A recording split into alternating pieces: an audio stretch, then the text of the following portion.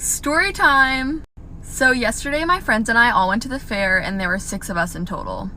And none of us wanted to have to worry about driving there and parking, so we just Ubered instead. So we left the fair around 11:15 and we walked to a nearby shopping center where the Uber picked us up about 10 minutes late. We ended up leaving at 11:30. We get in the Uber, the man says hello, and we head home the normal way. Everything's fine. And my parents don't like when I Uber, so they were tracking me on Life 360 from the moment I got in the car. After about 10 minutes in, I get a text from my mom, and it said, "Where are you?"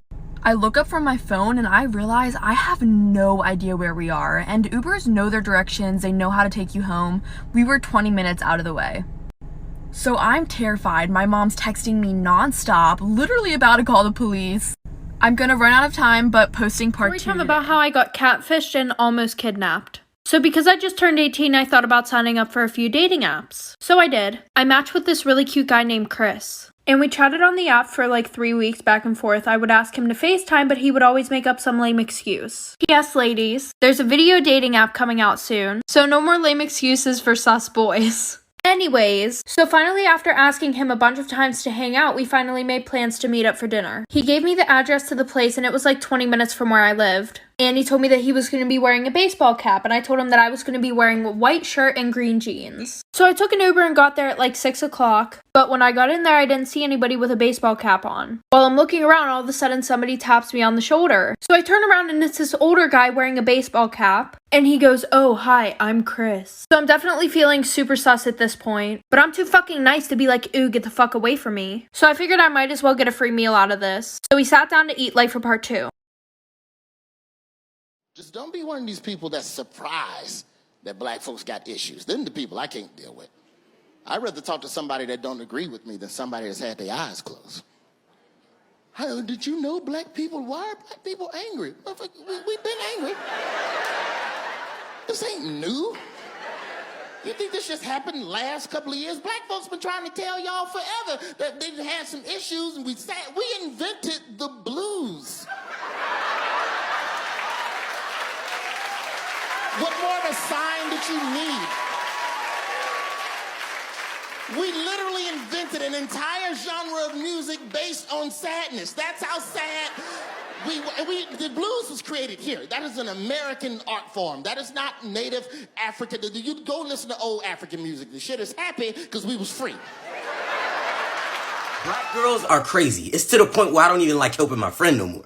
He thinks I'm supposed to lie for him when he gets in a situation. Don't get me wrong, I would, but I'm scared of his girl. His girl is real. And he always tries to throw the bro code on me. Come on, man, it's the bro code. You still want to abide by that bro code, don't you? We both got to be alive to do that, don't we? What makes you think I'm alive for you to give her the opportunity to kill me? No. And what made me mad was 20 minutes after this conversation, he tried to throw me in an argument. Him and his girl argue. He goes, "Oh, no, it was me and Michael. Michael, did we go out last night?" No, we did not. No, we didn't. Come on, man. Yeah, we did. No. When you say me and you mean me physically? No, I was at home at about 7:53. I don't know where you were. He over here, "Come on, man, it's the bro code." Like, no, she done already broke your fingers. What you think she gonna do to mine? Somebody gotta call the police. I'm gonna call the police, all right? I'm gonna stay over here and continue to be My awakening to self-love was harsh as hell. At 15 years old, my first boyfriend left my ass for a white girl. It had to be one of the most debilitating experiences of my life. Not only was she just a white girl, she was like the ideal America's sweetheart. Everyone wanted her. She was pretty popular, so everyone prayed in our relationship to end, and it was like victory when they got together. This also happened freshman year of high school, so I had to go through the rest of my high school experience where everyone looked at me like a sad case. 15-year-old me didn't know what to do. There was no one I could turn to. Everyone just thought I should just accept the reality of the situation. That no matter how smart, how beautiful, how successful a black woman is, there will always be no competition when it comes to white women. This made me really angry, really pissed off, didn't want to hang out with white girls, literally despised them. Then after high school, I came to an awakening. That girl, you're always gonna face opposition in life, black, white, or blue. There's always gonna be someone who doesn't like you, doesn't think you're attractive. For all the acceptances you have, there's gonna be 10 rejections following it. Despite it all, you still have to love you. And that's when I began to learn self-love. If my house isn't the one hosting the New Year's Eve party where my best friend brings her family to celebrate with my family and the kids might fall asleep before midnight, but we're the cute moms dressed up in our sparkly dresses, drinking champagne and waiting for the ball to drop so we can get our New Year's Eve kiss, I don't want it. of when I thought I saw a UFO. It's around 4 in the morning and I wake up in severe pain as I usually do. I didn't immediately get up and go to the bathroom because it's just a lot of pain, and I just wanted to lay for a little bit because I wanted to cry, but I couldn't because it was so much pain.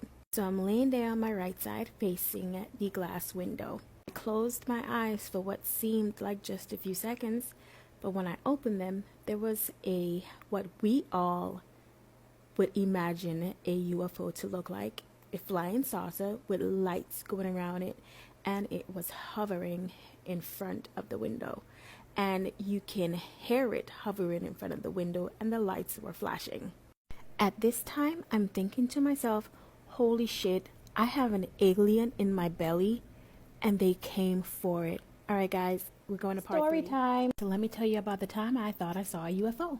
This tutorial is 1 of 7 because I was being real detailed, but my story is not that long, so I will try to fit what I can where I can. So guys, this was back in 2006 and I was living in the US Virgin Islands, and I was about 7 or 8 months pregnant with my son. Around this time, I was having some of the worst pains in my stomach, and my OBGYN told me that I was having heartburn, and I believed her, but I was actually having some gallbladder issues. Women that are pregnant or anybody that has had gallbladder issues know exactly the pain I'm talking about.